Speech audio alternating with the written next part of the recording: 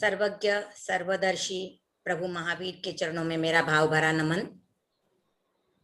परम आराध्य परम पूज्य गुरुदेव श्री महाश्रमण जी के चरणों में मेरा भाव भरा वंदन। सभी चारित्र आत्माओं के चरणों में मेरा भाव भरा वंदन।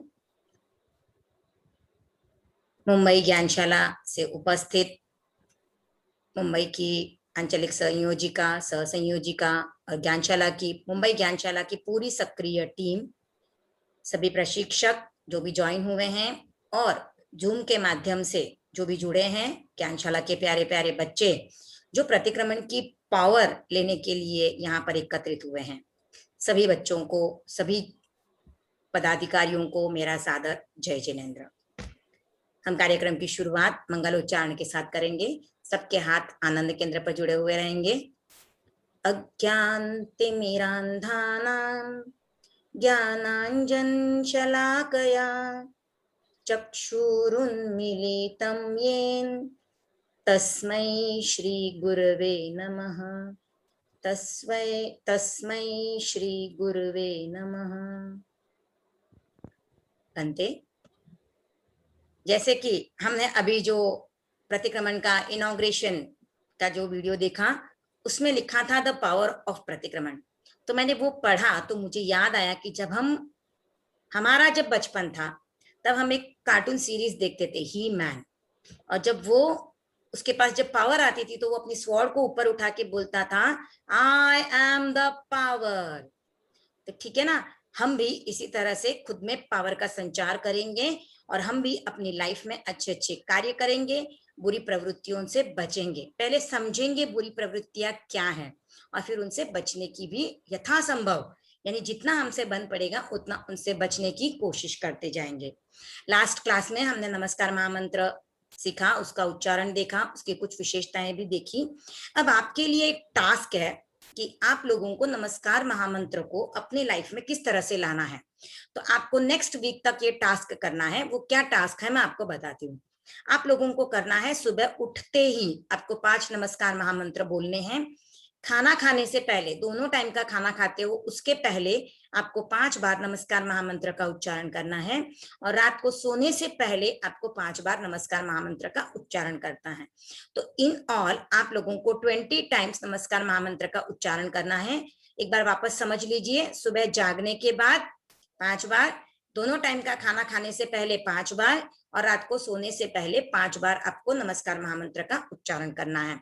तो देखिए बच्चे कितने जागरूक रह के करते हैं। सभी पेरेंट्स ध्यान दे इस और बच्चे भी एक दूसरे को पूछते रहे कि आपने किया या नहीं किया। ठीक है, तो हमने नमस्कार महामंत्र का देख लिया। अब हमारा जो सेकंड पार्ट स्टार्ट होगा, उसके लिए हम एक कहानी से शुरुआत करेंगे, एक घटना लेंगे। राजा श्रेणिक का नाम सभी ने सुना है। भगवान महावीर का परम भक्त, उपासक, ऐसा भक्त जिसने भगवान महावीर की भक्ति करके तीर्थंकर नाम गोत्र कर्म बांध लिया, और वो अगली जो अवसर्पणी आएगी उसमें भगवान महावीर की तरह पहले तीर्थंकर बनेंगे। वो श्रेणिक का जीव अभी प्रेजेंट में पहली नरक में है, यानी नरक गति में है। वही जीव आगे चलकर तीर्थंकर बनने वाला है, पर अभी प्रेजेंट में वो नरक में है। तो उनके बारे में ये घटना है।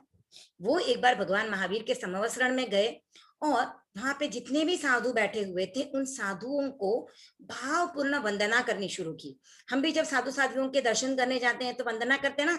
हम कैसे करते हैं? मथेन वंदन। तो श्रेणिक ने इस तरह से वंदना नहीं की।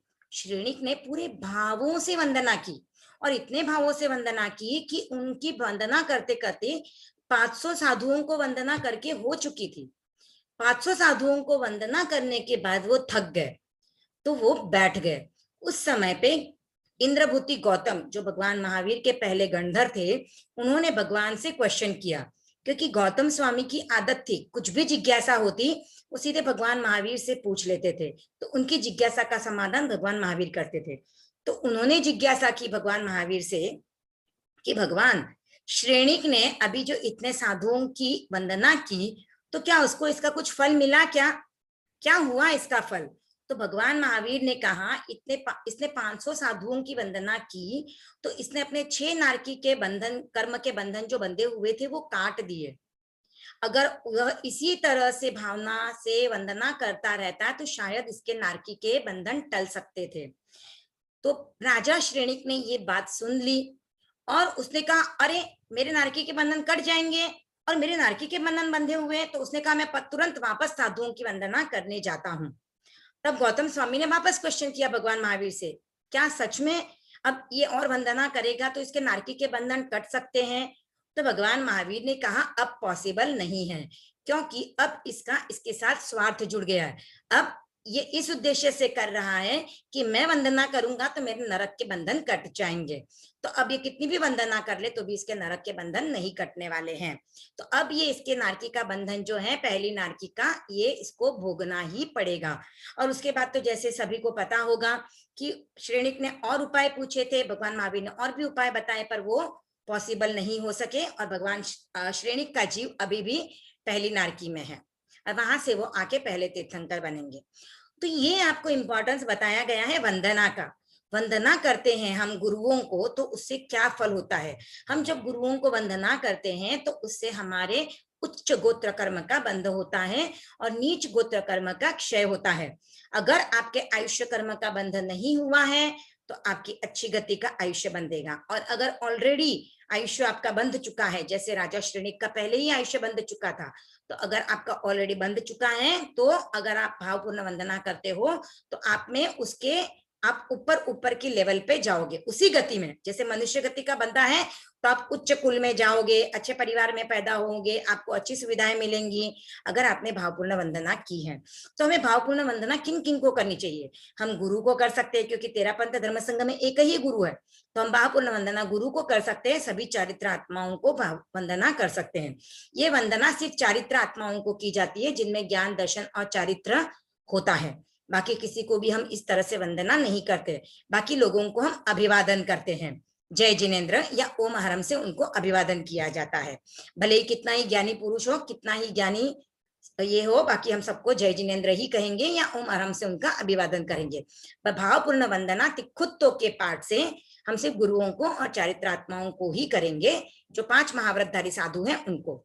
तो अब हम देखेंगे वंदन पाठ का उच्चारण और उसका अर्थ। तो मैं स्क्रीन शेयर कर रही हूं।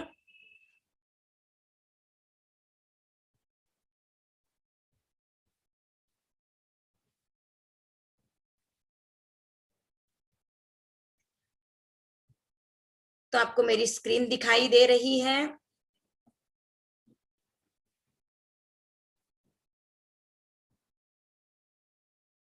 चलिए हम शुरुआत करते हैं वंदन पाठ के उच्चारण की। वंदन पाठ यानी जो 5 महाव्रतधारी साधु होते हैं उनको वंदना करने के लिए जो पाठ यूज किया जाता है या जिन शब्दावलियों से हम गुरु को वंदन करते हैं। तो हम देखेंगे सबसे पहले उच्चारण। तिखुत्तो आयाहिणम पयाहिणम करेमि वंदामि नमंसामि सक्कारेमि सम्मानेमि कल्याणम मंगलम देवयम चेयम पज्जुवासामी मथ एण वंदामी। लगभग सभी को वंदन पाठ आता है। जो न्यू एंट्री रहेंगे ज्ञानशाला में उनको नहीं आता होगा, घर पे सीखा होगा तो आने की भी संभावना है। अब इसका एक एक वर्ड का उच्चारण हम देखेंगे। तिखुत्तो, साथ में आपको इंग्लिश में भी लिखा हुआ दिखाई दे रहा है, तिखुत्तो। आयाहिणम, पयाहिणम, यहाँ पर ध्यान दीजिएगा, आयाहिणम है उसके बाद पयाहिणम है, नॉट पायाहिणम। तो ये ध्यान दीजिएगा। आयाहिणम पयाहिणम करेमि वंदामि नमंसामि सक्कारेमि सम्मानेमि कल्याणम मंगलम देवयम चेयम। यहाँ पे मिस्टेक हो जाती है कल्याणम और चेयम में, कल्याणम बोल देते हैं जबकि ये है कल्याणम, यानी आप कल्याण करने वाले हो। ये जो है प्राकृत भाषा है, यहाँ पे यह कल्याण नहीं कल्याण होता है, कल्याणम। और चेयम, चेवियम नहीं है, चेयम। इस बात को सभी बच्चे ध्यान में बिठाएं। कल्याणम मंगलम देवयम चेयम। पज्जुवा सामी, पज्जुवा सामी है, स्वामी नहीं है, पज्जुवा सामी। मत्थ एण वंदामि। अब इसका अर्थ देखेंगे, वंदन पाठ के जो शब्द हमने उच्चारण कर लिए हैं तो उसका अर्थ हम देखेंगे और उसको कैसे करना चाहिए वो भी हम देखेंगे। तो सबसे पहले हम क्या करेंगे, सबसे पहले हमको सीधे खड़े रहना होता है। हमारे हाथ आनंद केंद्र पर जुड़े हुए रहेंगे। अगर आप सामायिक में हो तो इस तरह की वेशभूषा रहेगी, अदरवाइज आपके हाथ आनंद केंद्र पर जुड़े हुए रहेंगे, पैर आपके मिले हुए रहेंगे, पूरा शरीर आपका सीधा रहेगा। उसके बाद हम बोलेंगे तिक्खुत्तो। तिक्खुत्तो का अर्थ होता है 3 बार। ये बोलने के बाद अभी हमने जो वंदन पाठ का हम विधि समझ रहे हैं वहां पर हमको 3 बार प्रदक्षिणा शुरुआत में बोला जाता है। वहां पर तिक्खुत्तो, आयाहीणम, पयाहीणम, करेमी, ये 4 वर्ड्स नहीं बोले जाते हैं।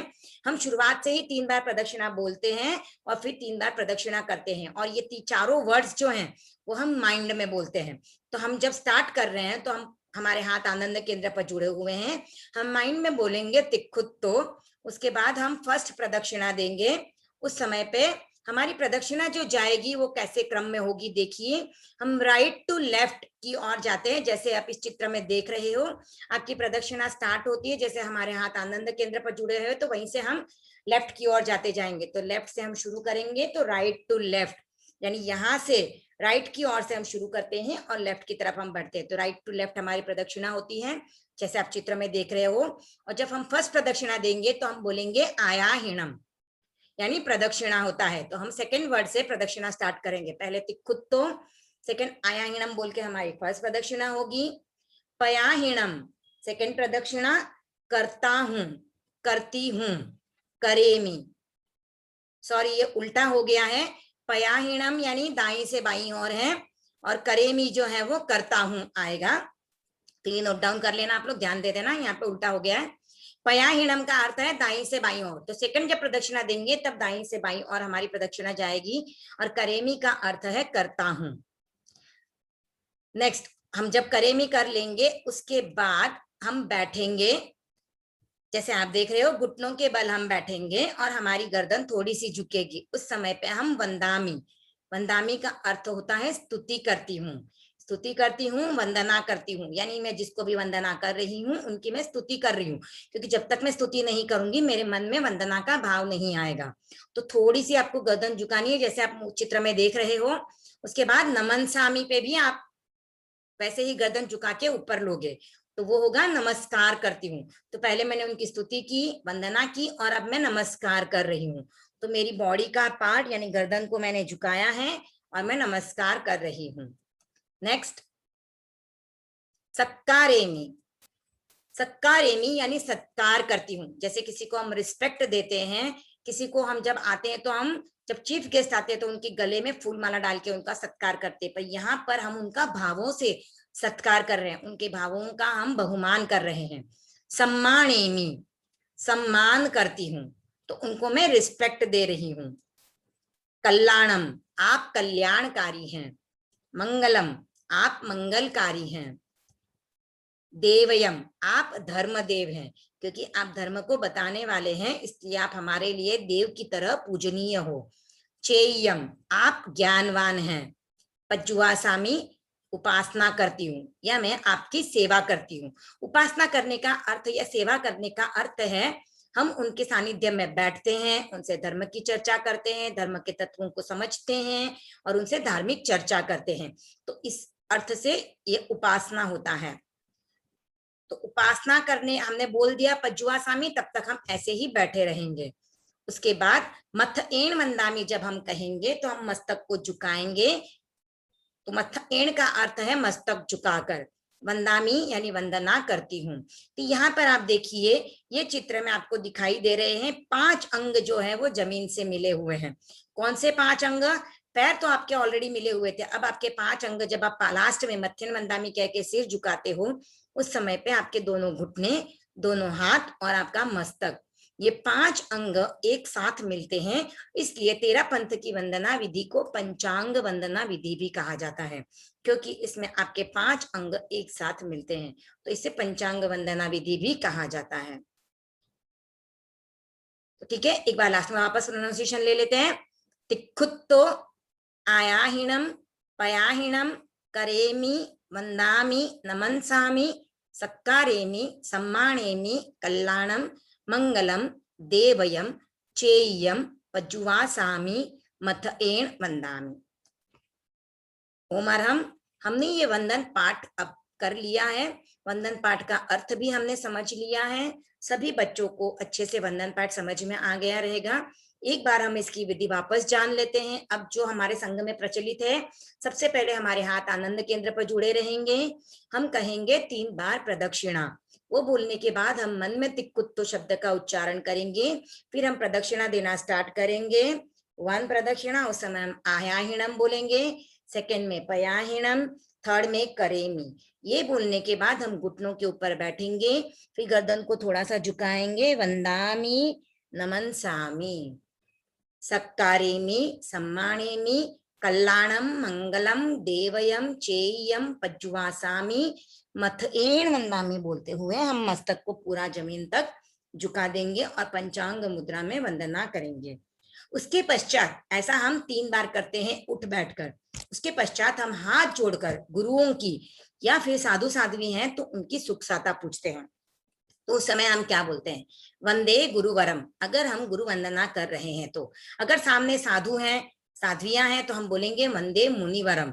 सतियां हैं साध्वियां हैं तो हम बोलेंगे वंदे सतीवरम। ऐसा बोल के हम बोलेंगे हाथ जोड़कर अर्ज करूं, आपके तनु रत्न में सुख साता है। अब ये तनु रत्न यानी क्या होता है? तनु यानी शरीर, तन हमारा शरीर, और उसमें 3 रत्न होते हैं। तो ये तन किनका कहा जा रहा है? यहाँ पर हमारा तन नहीं है। तन का अर्थ है शरीर, पर वो तन किनका? जिनको हम वंदना कर रहे हैं, उनके शरीर में ज्ञान दर्शन चारित्र की सुख साता है क्या? तो वो जो 3 रत्न हैं, वो 3 रत्न कौन से हैं? ज्ञान दर्शन और चारित्र। तो उन 3 रत्नों को हम वंदना करते हैं। तो हम अंत में क्या बोलते हैं? वंदे गुरुवरम, या फिर वंदे मुनिवरम, या फिर वंदे सतीवरम। हाथ जोड़कर अर्ज करूं, आपके तनु रत्न में सुख साता है। तो इस तरह से हमारी गुरु वंदना कंप्लीट हो जाती है। अब हम यहाँ पर हम जब प्रतिक्रमण करते हैं तो ये हमारे शुरू की पार्टियां हैं। प्रतिक्रमण स्टार्ट करते समय हम सबसे पहले नमस्कार महामंत्र का उच्चारण करते हैं। उसके बाद गुरु को वंदन कर हम आज्ञा लेते हैं कि गुरुदेव अब हम प्रतिक्रमण करने के लिए प्रस्तुत हो रहे हैं। तो उस समय जो हमारी सबसे पहली पार्टी आती है, वह पार्टी का नाम है इडियापथिक सूत्र। तो ये जो पार्टी है, ये 4 पार्टियों से मिलकर फर्स्ट वाला पार्ट बनता है, जिसे 24 अत्थव कहा जाता है।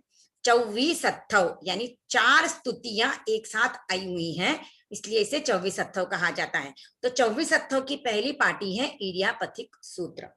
इसकी भी शुरुआत हम एक कहानी से करेंगे। इडियापथिक सूत्र का अर्थ है कि हम जब चलते हैं, आपने जो 13 पंथ के 13 नियम जाने होंगे, तो 13 नियमों में जो 5 समिति में पहली समिति है इडिया समिति, यानी चलते समय हमें ध्यान रखकर चलना चाहिए। हम नॉर्मली जो चलते हैं, गाड़ियों में जाते हैं, या हम खेलते हैं, कूदते हैं, घर में भी चल रहे हैं, तब हम देखते नहीं है कि हमारे पैरों में जीव आ रहे हैं या नहीं आ रहे हैं। कोई बड़ा जीव हो तो फिर भी हमारी नजर में आ जाए, पर सूक्ष्म जीव तो हमारी नजर में आ ही नहीं सकते। तो ऐसे जीवों की हमारे पैरों द्वारा हिंसा हो जाती है, वो मर जाते हैं। इसके लिए एक घटना है। एक साधु पंचमी के लिए गए हुए थे। तो जब गोचरी के लिए गए हुए थे, उस समय पे वह जब जा रहे थे तो उनके साथ एक और साधु थे, वो छोटे साधु थे। तो साधु जो बड़े साधु थे, उनके पैरों के नीचे आकर एक मेंढक यानी फ्रॉग मर गया। तो जब साधु के पैरों से किसी जीव की हिंसा होती है, अब फ्रॉग तो बड़ा होता है, दिखाई देता है, तो उसको आके वापस उपाश्रय में अपने गुरु से आलोचना लेनी होती है, प्रायश्चित लेना होता है कि आज मेरे पैरों के नीचे आकर कोई भी जीव मर गया है। तो उन्होंने आके वो प्रायश्चित लिया नहीं, क्योंकि फ्रॉग बड़ा जीव था, छोटे छोटे जीवों की तो वो आके वैसे भी 24 अत्थव कर लेते तो उनकी आलोचना हो जाती है। पर फ्रॉग तो बड़ा जीव था, तो उनको गुरु से बोल के उसका प्रायश्चित लेना था, उन्होंने नहीं लिया। तो उनके साथ जो साधु थे, उन्होंने उनको पूछा कि मुनिवर, आपने प्रायश्चित ले लिया? आपके पैर के नीचे आकर आज एक फ्रॉग मर गया था। तो उन्होंने कहा नहीं लिया, मैं शाम को ले लूंगा। शाम को वापस पूछा तो उन्होंने बोला नहीं लिया, मैं ले लूंगा।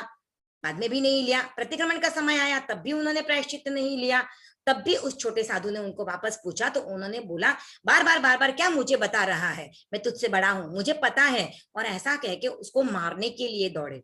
तो जैसे ही उस छोटे साधु को मारने के लिए दौड़े तो उनका सिर एक खंभे से टकराया और उनकी वहीं पे ऑन द स्पॉट डेथ हो गई।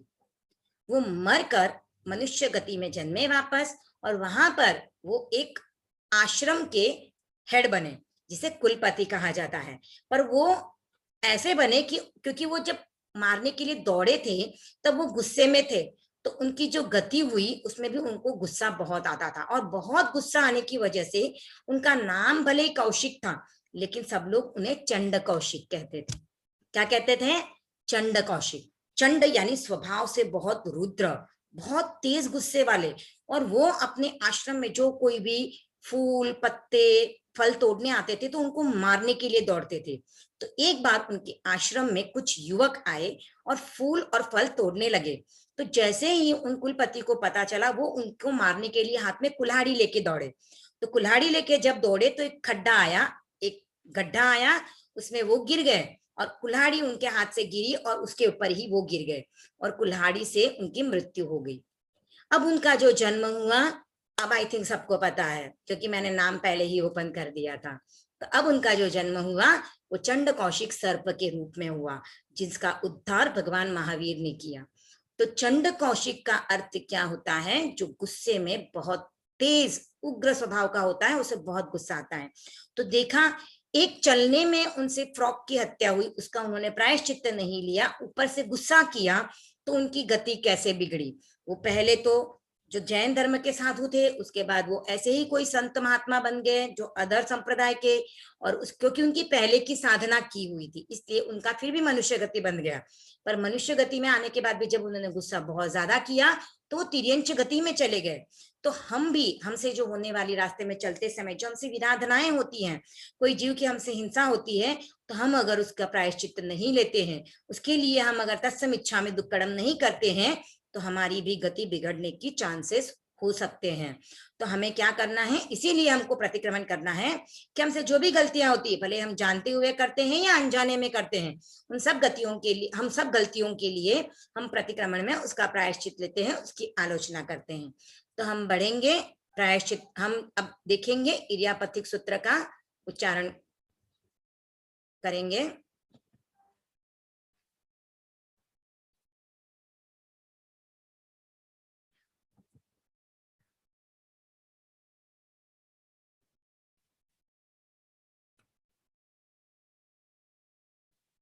देखिए, आपको जो फर्स्ट पिक्चर दिखाई दे रहा है, देखिए यहाँ पर ये कार्टून चल रहा है। तो इर्यापथिक सूत्र का अर्थ क्या हुआ? हम जब चलते हैं, अब मार्ग में चलो, घर में चलो, कहीं पर भी चलो, तो आप जब भी चलते हो उस समय आपसे जीवों की जो विराधना होती है, जीवों की जो हिंसा होती है, उसके लिए हम इस पाठ में आलोचना लेते हैं। तो उच्चारण देखेंगे, इच्छामि परिकम्युम इरिया वहियाए।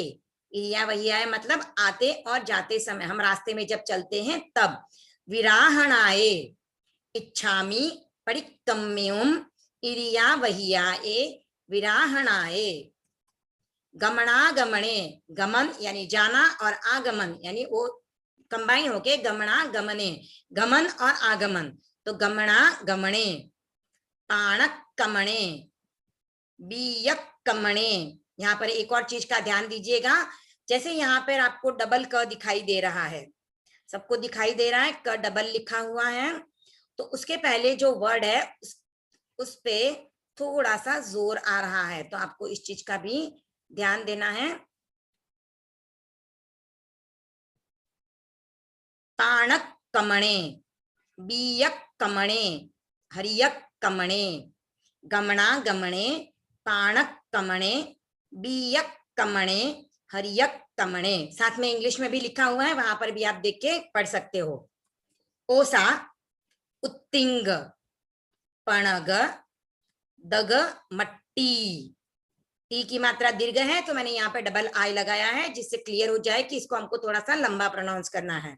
दगमट्टी, मक्कड़ा, ओसा, उत्तिंग, पणग, दग, मट्टी, मक्कड़ा, संताना, संकमणे जे में जीवा विराहिया संताना संकमणे जे में जीवा विराहिया एगिंदिया बेइंदिया तेइंदिया चौरिंदिया पंचिंदिया एगिंदिया बेइंदिया तेइंदिया चौरिंदिया पंचिंदिया अभिहया वत्तिया लेसिया संघाइया संघट्टिया।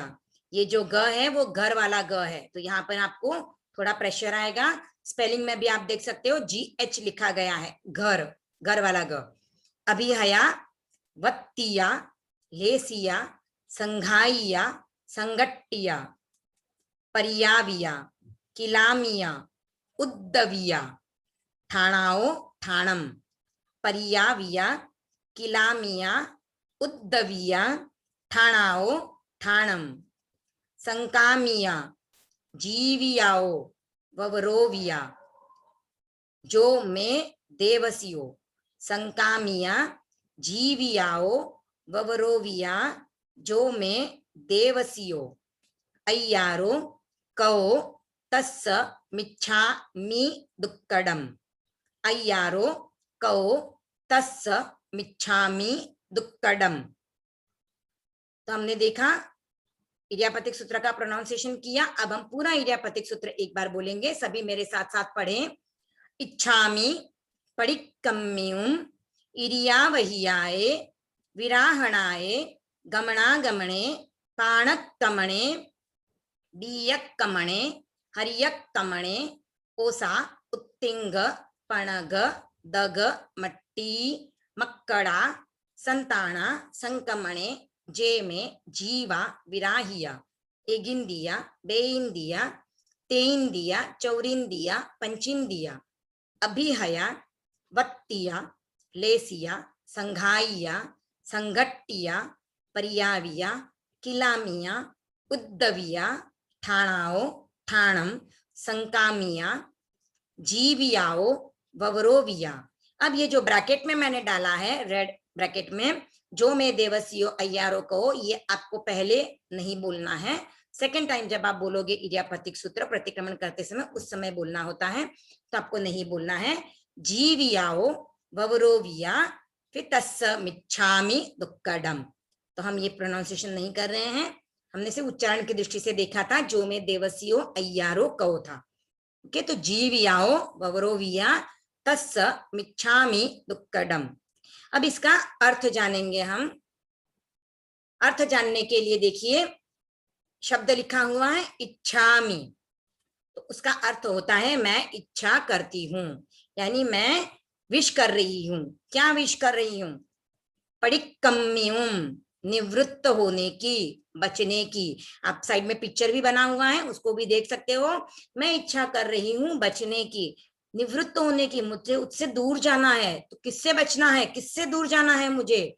तो इरिया वहियाए, रास्ते पर चलते समय जो मुझसे क्या होता है, विराहना है, विराधना होती है। ये तो हम पर्पसली कर रहे हैं, पर ये भी चलते हुए होती है। हम जब बिल्ली को मारने दौड़ रहे हैं, बिल्ली की पूंछ खींच रहे हैं, या किसी और भी जीवों को जब परेशान करते हैं, तो ये भी एक तरह से विराधना है। तो ये विराधना हो रही है मेरी, तो उससे मैं बचने के लिए इच्छा कर रही हूँ, उनसे बचना चाह रही हूँ, उनसे निवृत्त होना चाह रही हूँ। तो ऐसी विराधनाएं मुझसे रास्ते में चलते समय भी होती हैं और डे टू डे लाइफ में भी होती हैं। कब कब होती हैं? तो गमना गमने, जब मैं आती हूँ जाती हूँ, रास्ते में आते हैं जाते हैं, उस समय पे होती है। तो आप कहीं पर भी जाओ आओ, तब भी ये विराधनाएं आपसे होती हैं। कौन कौन से जीवों की विराधना होती है? तो पाणक्कमणे, तो इसका अर्थ है किसी प्राणी को दबाकर। अब कौन से प्राणी? जो द्विंद्रिय त्रिंद्रिय चतुरेंद्रिय के प्राणी होते हैं, यानी जिनमें 2 सेंस ऑर्गन्स, 3 सेंस ऑर्गन्स या 4 सेंस ऑर्गन्स होते हैं, उन्हें द्विंद्रिय त्रिंद्रिय चतुरेंद्रिय कहते हैं। जिनमें 2 सेंस ऑर्गन्स हैं उन्हें द्विंद्रिय कहते हैं, जिनमें 3 सेंस ऑर्गन्स हैं उन्हें त्रिंद्रिय कहते हैं, और जो चतुरेंद्रिय होते हैं उनमें 4 सेंस ऑर्गन्स होते हैं। तो वैसे प्राणियों को अगर दबा दिया, जैसे देखिए यहाँ पर फोटो में आपको दिखाई दे रहा, कॉकरोच चल रहा है और आपका पैर उस पे गिर जाए। अब आपको ध्यान नहीं हो, गिरे तो अलग बात है, और ध्यान होते हुए भी बहुत लोग पैर लगा देते हैं। तो ये पाणक कमणे यानी इन जीवों को दबाकर, बीयक कमणे जो भी बीज होते हैं वनस्पति के उनको अगर दबा दिया, कहीं पे किसी ने रूट प्लांट किया है, रूट लगाया है, प्लांट लगाया हुआ है और उस पे हमारे पैर लग जाए तो बीज को दबाकर, हरियक कमणे वनस्पति जो होती है उस पे अगर हमारा पैर लग जाए, जैसे हम घास पर चलते हैं तो घास पर हमें नहीं चलना चाहिए क्योंकि घास एकेंद्रिय के जीव हैं, उन पे हम चलते हैं तो उनमें भी और सूक्ष्म जीव होते हैं, घास के अंदर भी छोटे छोटे जीव होते हैं। जैसे आपको यहाँ पे दिखाई दे रहा है अर्थवॉर्म है जो घास के अंदर छुपा हुआ था, जैसे ही आपका पैर लगेगा और उसको तकलीफ पहुंचेगी, उसको कष्ट होगा, तो हमें हरियक कमणे यानी वनस्पति को दबाने से भी हमें हिंसा लगती, इसीलिए हमें घास पर नहीं चलना चाहिए, अवॉइड करना चाहिए। अगर आपको किसी ने रेकमेंड किया है डॉक्टर ने वगैरह तो आप फिर भी अवॉइड कीजिए। और ये घास पे चलने का कब रेकमेंड करते हैं, जब आपको चश्मा लगता है, तो चश्मे को छुड़ाने के लिए रेकमेंड किया जाता है। तो अगर हम पहले से ही ध्यान दें कि हमें चश्मा न लगे तो हम उसके लिए जो विटामिन ए की चीजें खाएं या हमारी आंखों को जो इलेक्ट्रिक अपैरेटस है उनका कम से कम उपयोग करें, जितना जरूरी हो उतना उपयोग करें, आंखों की एक्सरसाइज करें, तो हमें चश्मा लगेगा नहीं और हमें घास पे चलने की जरूरत पड़ेगी नहीं। ओसा उत्तिंग यानी ओस ड्यू ड्रॉप्स और एंड्स के जो बिल होते हैं जो आपको फोटो में दिखाई दे रहा है, तो एंड्स के बिल, इन पे भी हमारे पैर लग सकते हैं। ड्यू ड्रॉप्स हमारे हाथ लगने से भी गिर जाते हैं तो उनमें भी जीव है, क्योंकि ओस यानी पानी के जीव, अपकाय के जीव होते हैं।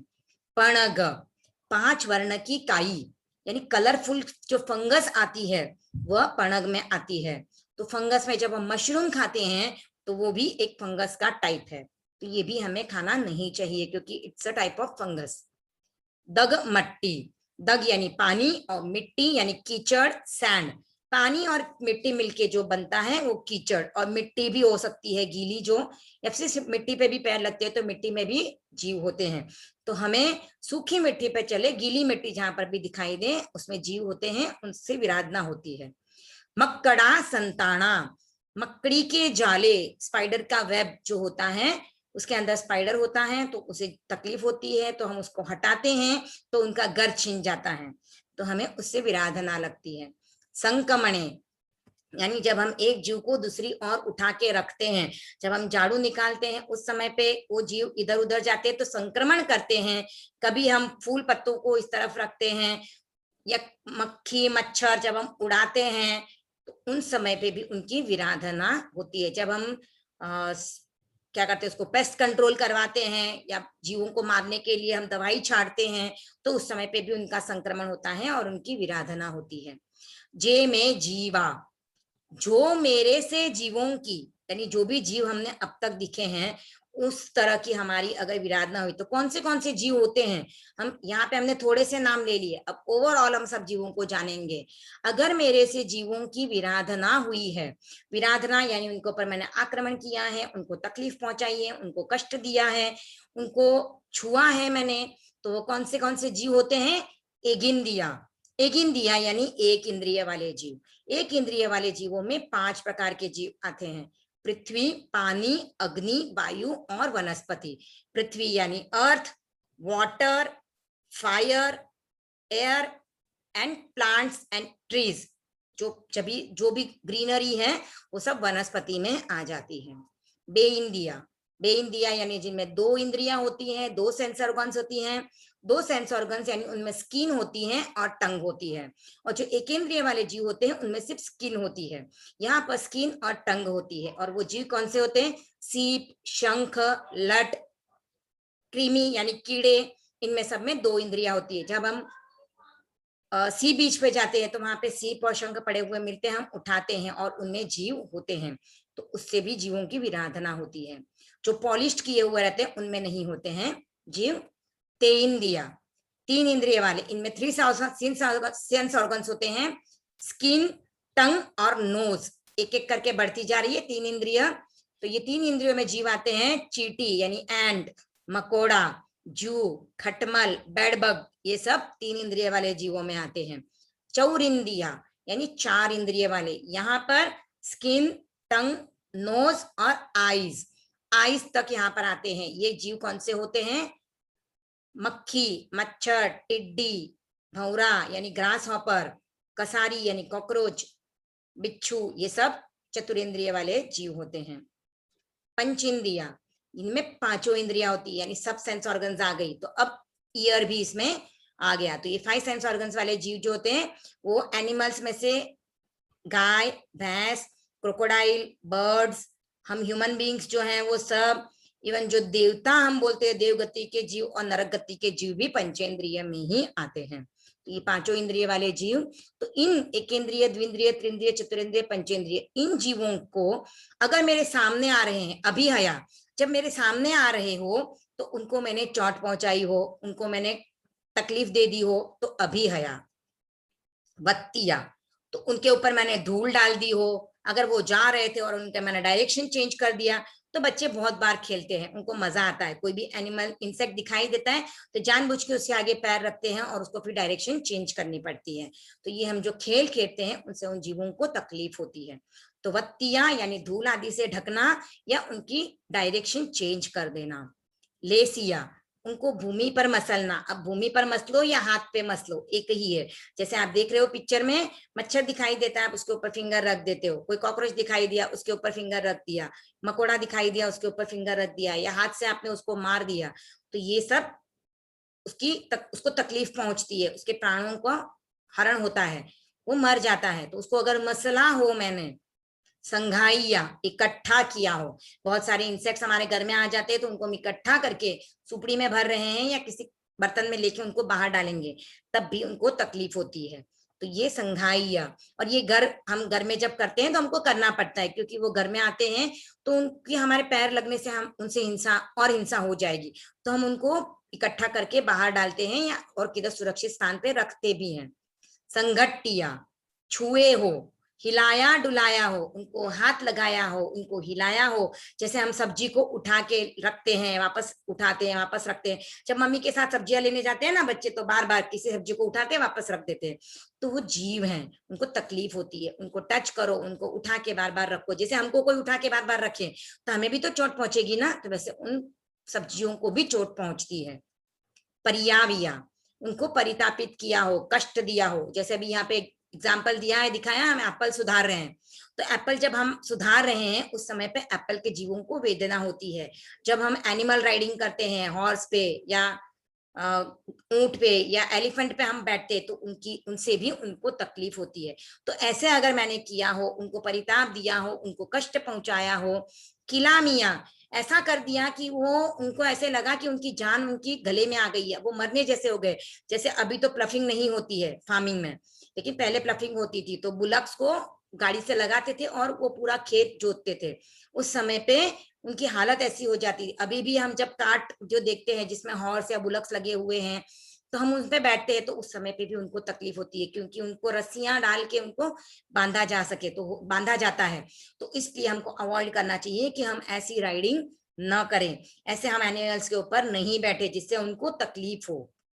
उद्दविया, उनको मैंने उत्पीड़ित किया हो, भयभीत किया हो, उनको डराया हो या उनको उत्ताप दिया हो, जैसे हम प्लांट्स को ऐसे ही हिलाते हैं, रास्ते में जा रहे हैं और हमको ट्रीज दिखाई देते हैं और हमको हाथ का टच करके निकल जाते हैं, तो इससे भी उनको तकलीफ होती है। ठाणाओ ठाणम, यानी एक स्थान से दूसरे स्थान में जब उनको रखते हैं तब भी उनको तकलीफ होती है। संकामिया, यानी उनको संक्रमित किया हो, यानी जब मैं रखती हूँ तब उनको असावधानी से रखा, पटक दिया, उनको टच करके बहुत हिला के, तोड़ते हुए, कोई पत्ता टूट गया, जब हम प्लांट्स को इधर उधर करते, एनिमल्स को इधर उधर करते हैं, तो उस समय पे उनको तकलीफ होती है। जीवियाओ वब्रोविया, अगर उनको मैंने प्राण से यानी उनका लाइफ ले लिया हो, उनको प्राण से रहित कर दिया हो, जो में देवसियो, तो दिवस संबंधी होल डे में अगर मुझसे ऐसा कुछ अतिचार या दोष या अपराध, ऐसा कुछ मुझसे एक्टिविटी, क्योंकि इतनी सारी एक्टिविटीज मैं करती हूँ, मैं खेलती हूँ, मैं ड्राइंग बनाती हूँ, मैं खाती हूँ, पीती हूँ, सोती हूँ, तो जो कुछ भी काम कर रही हूँ उसमें अगर इस तरह से जीवों की मुझसे विराधना हुई है तो उसका मुझे दोष लगता है। ऐसा मत माने कि ये हमारी नेसेसरी एक्टिविटीज हैं, तो उसमें अगर जीवों की हत्या होती है या उनको तकलीफ पहुंचती है तो हमको दोष नहीं लगता है, हमें उसका दोष लगता ही है। कम अधिक मात्रा वो हमारे भावों पे डिपेंड करता है, पर दोष हमें लगता ही है। तो ऐसा दोष अगर हमें लगा है तो उसके लिए तत्समिच्छामि दुक्कड़म, तत्समिच्छामि दुक्कडम का अर्थ होता है ये सब जो क्रियाएं मैंने अभी बताई, उन सब क्रियाओं की वजह से मेरा जो दुष्कृत हुआ है, मेरे गलत कार्य हुए, उससे मेरा पाप लगा, और उस पाप जो मुझे लगा वो निष्फल हो जाए, यानी उसका फल मुझे न मिले, या जितना मिलने वाला है उससे कम मात्रा में मिले, क्योंकि मैं उसका प्रायश्चित ले रही हूँ, मैं इनसे सॉरी बोल रही हूँ। जैसे अगर हमसे कोई गलती हो जाए तो हम किसी से माफी मांग लेते हैं, तो क्या होता है, हमें उस हमारी जो गलती की इंटेंसिटी कम हो जाती है। अगर मम्मी को गुस्सा आ रहा है और हम सॉरी बोल दें तो मम्मी कम गुस्सा करती हैं, या फिर हमें वापस प्यार करने लगती है। तो हम भी अगर हमारी गलतियों के लिए प्रायश्चित ले लेते हैं तो उनकी इंटेंसिटी कम हो जाती है, और हम और प्योर होते जाते हैं, धीरे धीरे प्योर होने की तरफ बढ़ेंगे। तो एक बार हम इडियापैथिक सूत्र का वापस प्रोनाउंसिएशन करेंगे। अब हम इंग्लिश वाला प्रोनाउंसिएशन देखेंगे। इंग्लिश में लिखा हुआ है, आप लोग देखिए, इच्छामि पडिक्कम्युम इरिया वहिया ए विराहणाए। एन के ऊपर लाइन मारी है, मतलब आपको उसको न प्रोनाउंस करना है, वो न नहीं है। तो विराहणाए, गमना गमणे, पाणक कमणे, बीयक कमणे, हरियक कमणे, ओसा उत्तिंग, पणग, दग, मट्टी, मक्कड़ा, संताना, संकमणे, जे में, जीवा, विराहिया, एगिंदिया, बेइंदिया, तेइंदिया, चौरिंदिया, पंचिंदिया, अभिहया, वत्तिया, लेसिया, संघाइया, संघट्टिया, परियाविया, किलामिया, उद्दविया, ठाणाओ, ठाणम, संकामिया, जीवियाओ, ववरोविया, तस्स मिच्छामि दुक्कडम। तो आज हमने इडियापैथिक सूत्र का उच्चारण देखा, आपने उसका अर्थ भी समझा। तो अब आप ये देखिए, आप चलते हो, उठते हो, बैठते हो, जो भी क्रियाएं कर रहे हो, प्रत्येक क्रिया में आपकी जागरूकता बनी रहे। आप देखो आपके नीचे आकर कोई जीव मर तो नहीं रहा है। साधु तो देखते ही है, गृहस्थ का भी कर्तव्य बनता है कि हम जो जीव हमें आंखों से इजीली दिखाई देते, उनकी तो विराधना नहीं करें, उन्हें तो कष्ट नहीं पहुंचाए। जो सूक्ष्म जीव है हमको नहीं दिखाई देते, उनकी हिंसा होती ही है, और वैसे भी हमारे तो 24/7 हिंसा लग ही रही है। तो हम जितना जितना हो सके उतना हिंसा से बचे। तो हमें इडियापैथिक सूत्र से इस प्रकार की हिंसा से हमें बचने का एक मौका मिलता है। हमें पता चलता है कि हम इस तरह से जीवों की विराधना करते हैं और हम इस जीवों की हिंसा से बच सकते हैं। तो इसी के साथ मैं अपनी क्लास को यहीं पे विराम देती हूँ।